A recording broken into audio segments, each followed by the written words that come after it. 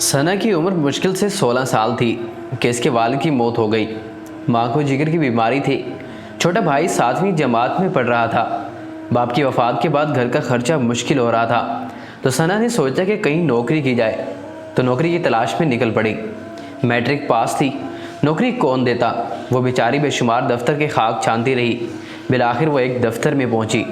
वहाँ इस्तकबालिया पर बैठी मॉडर्न खातून ने सना को कहा, हमें एक लेडी सेक्रेटरी की ज़रूरत है, बॉस मीटिंग में है, फारिग हो तो मिल लो।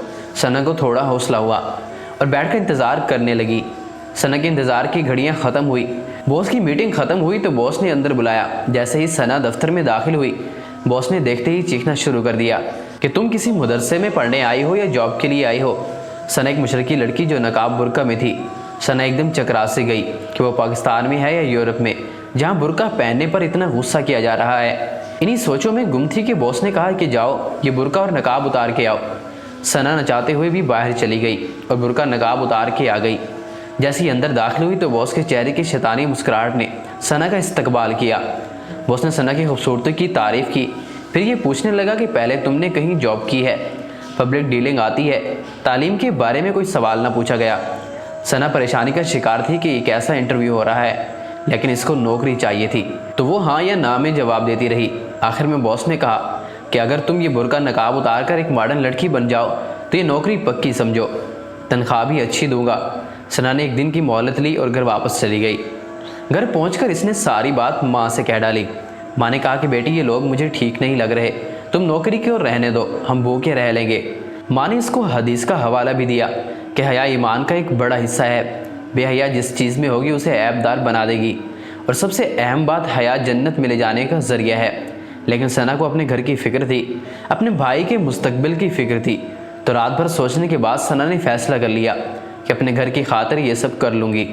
जैसे ही अपने घर से निकली तो गली में आते जाते लोगों ने सना को हैरत और अजीब निगाहों से देखने लगे, जैसे वो अपनी ही नज़रों से सना के एक्सरे कर रहे हो।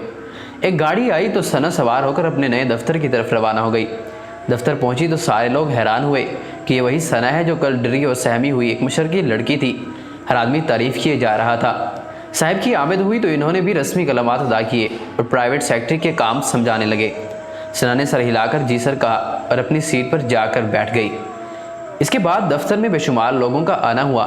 इनमें कुछ ऐसे भी थे जो सना को अपनी हवस ज़दा नज़रों से देखते रहे। सुबह से लेकर दिन भर लोगों ने मन ही मन में सना को अपनी हवस का निशाना बना दिया। ये सारा कुछ सना देख भी रही थी और महसूस भी कर रही थी। इस माहौल में घुटन का शिकार सना जैसे छुट्टी का इंतज़ार कर रही थी। जैसे ही छुट्टी हुई सना स्टॉप की तरफ चल दी। इसका स्टॉप आया, उतर के तेज़ी से अपने घर की तरफ चलने लगी। अंधेरा हो रहा था। कुछ आवारा लोग भी सना पर आवाज़ें उठा रहे थे। जैसे ही घर के अंदर दाखिल हुई, अपना बैग एक तरफ फेंका और दरवाजे को कुंडी लगाकर बिस्तर पर लेट गई और आंखें बंद कर ली। ऐसा महसूस कर रही थी जैसे इसका बदन तीरों से छलनी हो चुका है, इसके जिस्म से खून बह रहा है, और सोच रही थी कि बिनते हवा के साथ ऐसा क्यों होता है, इसका किरदार, उसकी काबिलियत क्यों नहीं देखी जाती, इसका जिस्म और लिबास इन चीज़ों पर क्यों हावी है। माँ ने दरवाज़ा खटखटाया। सना ने दरवाज़ा खोला और माँ के गले लगकर रोने लगी। माँ समझ गई कि कुछ तो गलत हुआ है। माँ ने हौसला दिया और कहने लगी कि मैंने तुम्हें पहले ही मना किया था। सना चुप हुई और फैसला किया कि आज के बाद नौकरी के लिए बाहर नहीं जाएगी। इसके बाद सना ने घर में मोहल्ले के बच्चों को ट्यूशन पढ़ाना शुरू कर दिया और घर का खर्चा चलाने लगी। ये तो एक सना की कहानी थी। इस मुल्क में हज़ारों सना रोज़ी हवास का शिकार होती है। हम लोग क्यों इनकी मजबूरी से फ़ायदा उठाते हैं। मेरी आदम की बेटियों से इतनी सी गुजारिश है कि हवा की बेटी पर ये जुल्म ना करें। आपके घर में भी हवा की बेटी है, किसी की माँ बहन पर नज़र उठाकर ना देखें, वरना आप अपनी ही नज़रों में गिर जाएंगे।